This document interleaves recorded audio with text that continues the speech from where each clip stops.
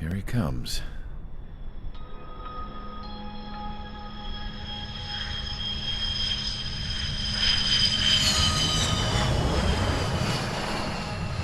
Mihai's looking worse. Thank God he has his granddaughters here to help him out. They're sisters, 15 and 10. Engaging the enemy in combat so we could use his physiological data to improve the drones had always taken a toll on Mihai's body. But today, he was really showing his age. The drones we based on his data were being taken down at a faster rate now compared to when the war began. When Mihai found that out, he insisted on flying to the front lines to see it for himself. Sometimes he could be so stubborn. His age wasn't the only thing affecting his health.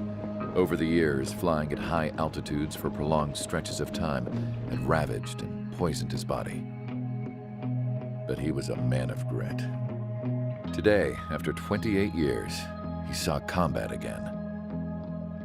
If his flight suit still wasn't good enough to protect him, I can't imagine how many G's he hit today during the battle. As a pilot, he exceeds all our expectations. It's going to take a bit more tweaking before our drones can match his skill.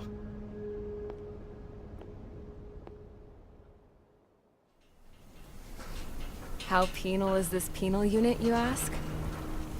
This place is a shithole. If you took the stink of all the corruption in the world, then corralled it all in one place, that would give you a pretty good idea of what the air smells like around here. We got all kinds of critters, too. Everything from flea-ridden guards, rabid dogs, and a mechanic doing a stretch for life. I can't forget the rats.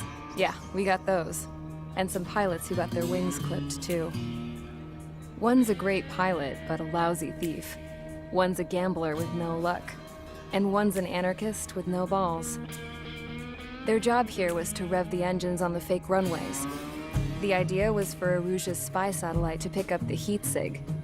Even though there weren't any real fighters here, it looked like it on their infrared. I bet you're wondering, if Aruja lost the war, how come they still have a spy satellite? 'Cause someone over there was smart enough to train a bunch of computer nerds to hack into half of Osia's satellites. That's how come. Every now and again, I'd try to bust out. And every single time, those damn dogs would drag me right back. When I was in my cell, I'd hear this voice coming from the guards room. It was the Arusian princess rallying her people on the Arusian national broadcast. All us prisoners had become big fans of hers. You want to hear something funny? The guards were big fans too. I swear to God, every time she was on the air, they'd turn up the volume on the radio and sit there listening. I could see how someone like her could win the hearts and minds of soldiers and workers alike. When the princess said something, you could tell she meant every word. Lately, she'd been having more fun with her speeches, and that made her seem even more charming. You could say her charm was like a virus. Whenever she'd point out stuff that was wrong with Osia, the prisoners in here went nuts.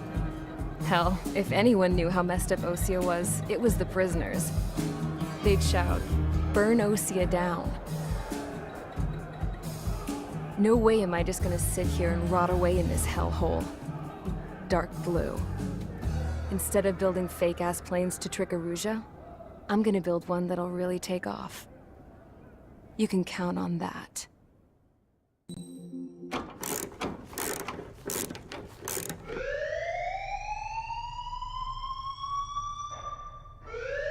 Bad news for us here at the prison.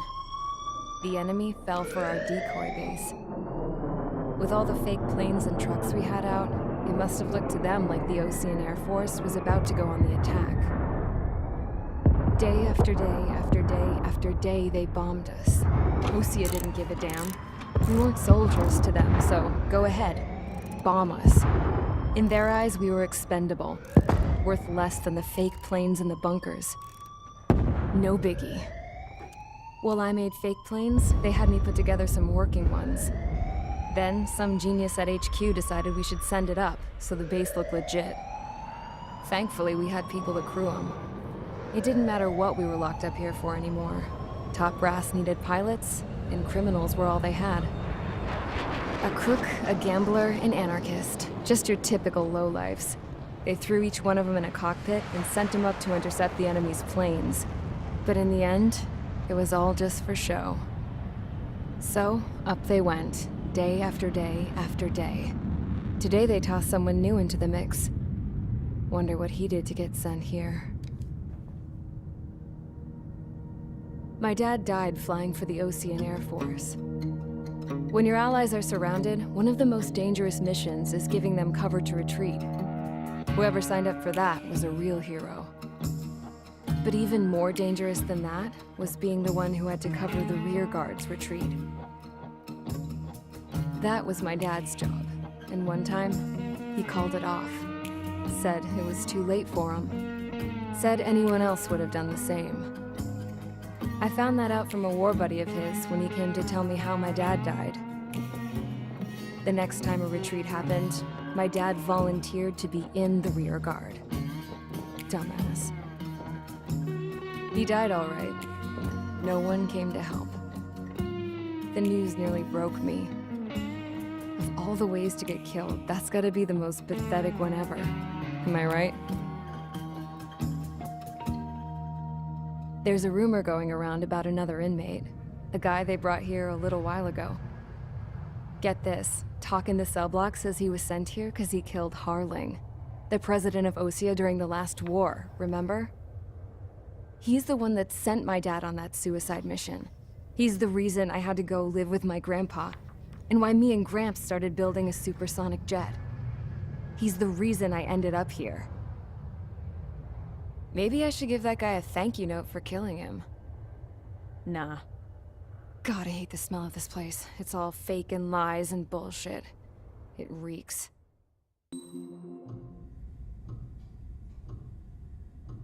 Mihai's granddaughters liked to keep to themselves mostly.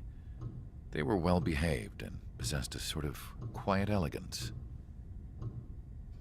From time to time, I'd catch myself looking at them, wondering what they were talking about. I'm sure everyone on the base did the same. They were such enthralling creatures. Every night, a crowd would gather around Mihai. They were the men tasked with guarding him in the air. Their jackets all bore the same patch, a relic from a nation that was long gone. Decades ago, during the Age of Expansion, the Kingdom of Erusia absorbed many countries. Theirs was one of them. Mihai asked them, "Yet what is a nation? Can we actually see the physical lines that divide one from another?" People of my generation can no longer speak the language of our homeland. My grandparents always look sad when they see I have no idea what they're saying to me. Mihai didn't say a word after that. His scarred face betrayed no emotion. He didn't get those scars from flying, though.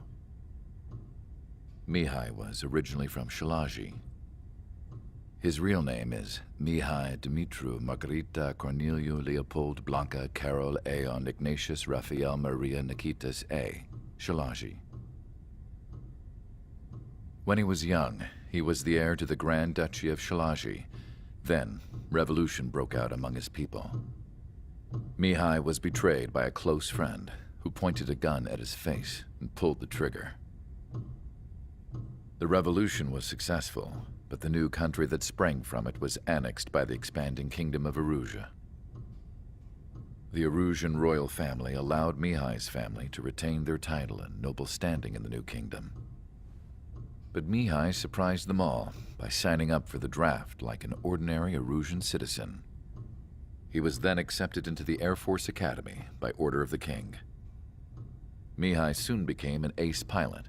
When the royal family was ousted and Erusia became a republic, he continued his service for the new regime. Test sites soon flourished. One day, a classmate of Mihai's granddaughter visited. I noticed the rose emblem.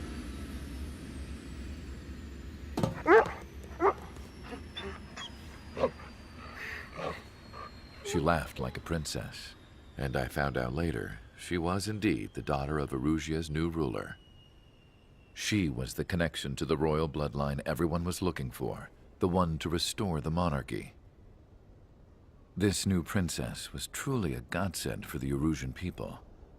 If Mihai's granddaughters were like the moon, she was like the sun, around which everything seemed to orbit. Her face was so expressive. It's no wonder the people of this war-torn country instantly felt at ease when they saw her speeches.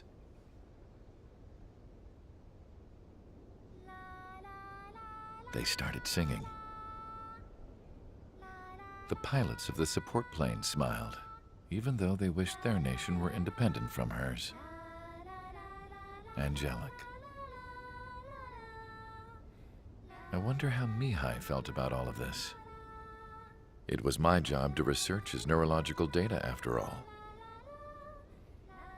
I wish I could figure him out. Whatever his feelings were about losing his homeland, he kept hidden, even from me.